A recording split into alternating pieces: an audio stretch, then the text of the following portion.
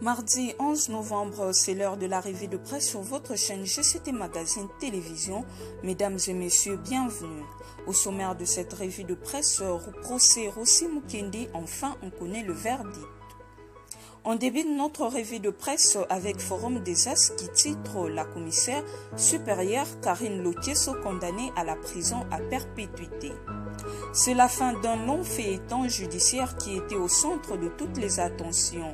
La cour militaire de Kinshasa Matete, statuant sur le meurtre de l'activiste pro-démocratie Rossi Mukendi, a rendu son arrêt hier lundi 10 janvier au cours d'une audience foraine à la prison militaire de Ndolo.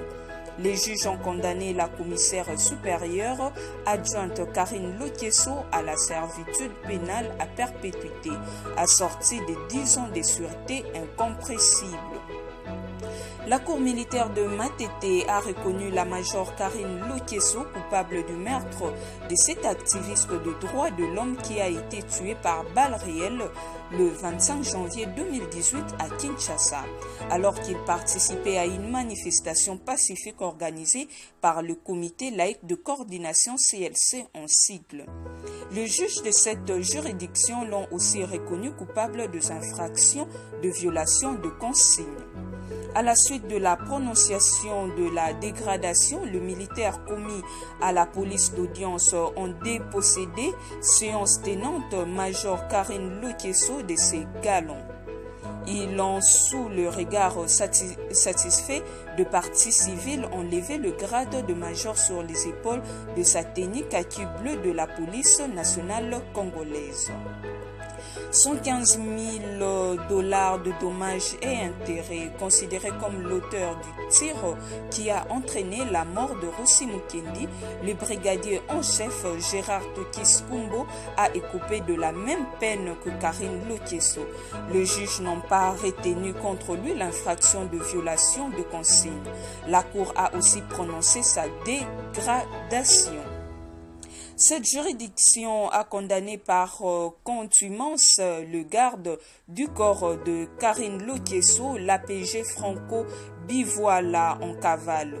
Elle lui a infligé la peine de 10 ans de prison. La Cour a prononcé aussi sa dégradation sur le banc.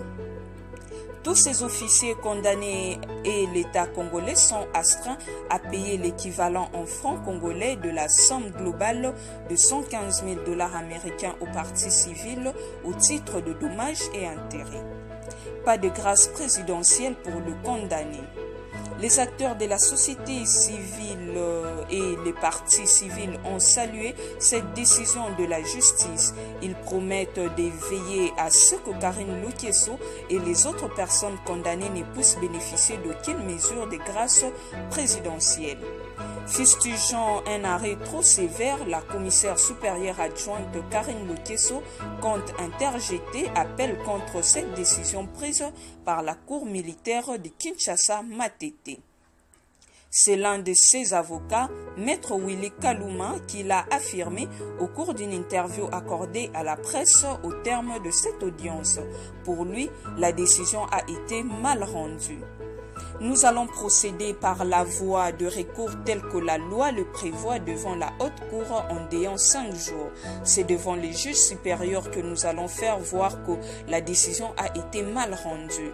Je ne reproche pas la cour, mais nous avons une voie de recours contre la rendue. La décision est rendue et nous exercerons toutes les voies de recours reconnues par la loi, a-t-il déclaré. Toujours en rapport avec ces dossiers Ouragan.c des titres condamnation de Karine Lokieso, la justice a été rendue à la veuve et aux orphelins de Rossi Mukendi, Mouchobekwa. La condamnation à perpétuité prononcée contre la commissaire supérieure adjointe Karine Lokieso pour meurtre de Rossi Mukendi en février 2018 a été bien accueillie par la ministre honoraire des Droits humains, Marie-Ange Mouchobekwa. Membre de la famille politique de Joseph Kabila, l'ancienne journaliste, après avoir écouté la version de plusieurs témoins de ces meurtres, estime que la cour militaire de Kinshasa Matete a rendu justice à la famille de l'activiste Mukendi. Elle rappelle que cette peine est l'une des recommandations formulées par la commission d'enquête mixte SEM 3121 qu'elle avait dirigée. Je pense que justice a été rendue à la veuve et aux orphelins de Rossi Mukendi. Je salue cette condamnation que la commission 3121 que j'ai dirigée avait recommandée. C'est-elle réjouie. Les travaux de la SEM 3121 s'étaient déroulés du 5 février au 10 mars 2018. Plusieurs violations et atteintes relatives aux droits de l'homme en lien avec les manifestations publiques de l'époque appelées par le comité laïque de coordination avaient été documentées. Les rapports de cette commission a mentionné 14 morts, 65 blessés, 40 cas d'arrestation, détention, torture et traitements cruels, inhumains et dégradants, ainsi que 10 cas d'extorsion et vol à main armée.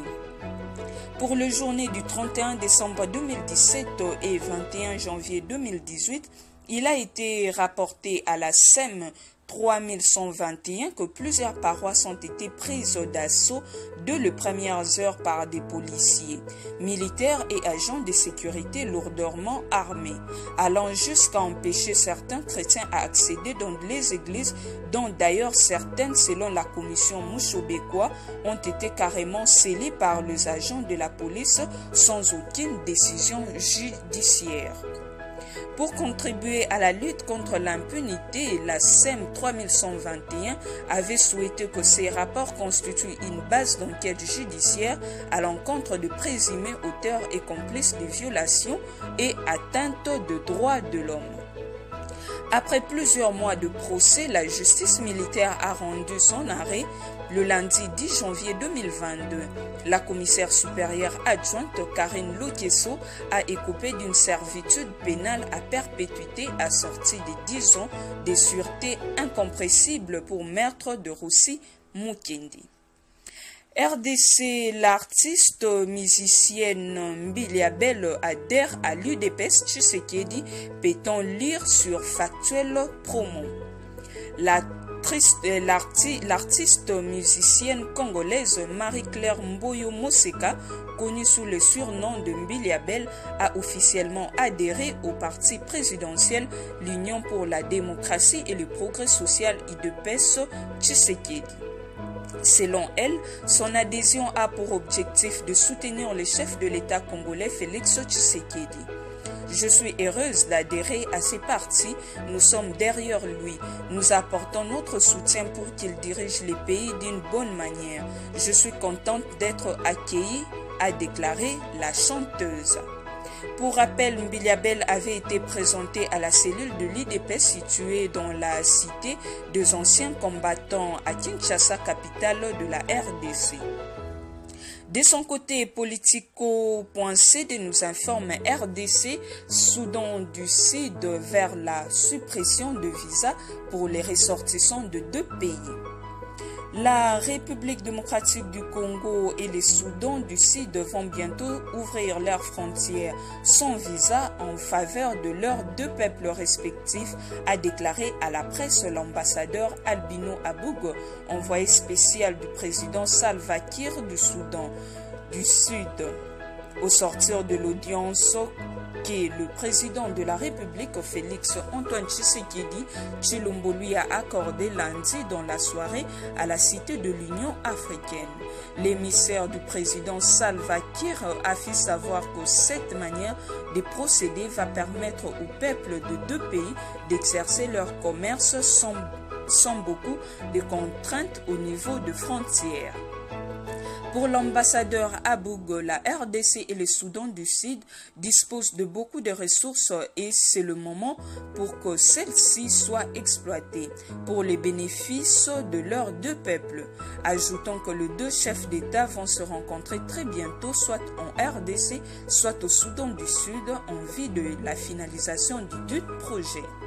C'est le moment pour que le peuple africain bénéficie de leurs ressources naturelles, a-t-il souligné. Bouclons cette revue de presse avec Foot Africa qui titre Flash, Cédric Bakambu débarque chez un grand d'Europe. Libre de tout contrat depuis décembre dernier et l'accord de résiliation conclu avec son ancien club chinois, Benjing Guan, l'attaquant vedette de Léopard de la RDC, Cédric Bakambu effectue son grand retour en Europe. En effet, le journal L'équipe vient d'annoncer ce mardi 11 janvier que les canonniers de 30 ans s'apprêtent à s'engager avec l'Olympique de Marseille. Dans les toutes prochaines heures, il paraphera un bail d'une durée de 2 ans et demi. Il ne reste désormais que la visite médicale à passer et le dernier détail à régler pour finaliser l'opération. Il convient de rappeler que Bakambu avait quitté les sous-marins jaunes des Villarreal pour l'Empire du Milieu en janvier 2018 contre la conquête somme de 74 millions d'euros. Avec le Benjing Guan, le troisième joueur le plus cher de l'histoire du football africain n'a rien perdu de son efficacité puisqu'il a inscrit 58 buts et délivré 21 passes décisives en 87 matchs. C'est ici que prend fin notre revue de presse d'aujourd'hui. Voici donc notre pensée du jour avec Pablo Picasso. Dans chaque enfant, il y a un artiste. Le problème est de savoir comment rester un artiste en grandissant. Restez connectés sur votre chaîne GCT Magazine Télévision. À demain pour un nouveau numéro.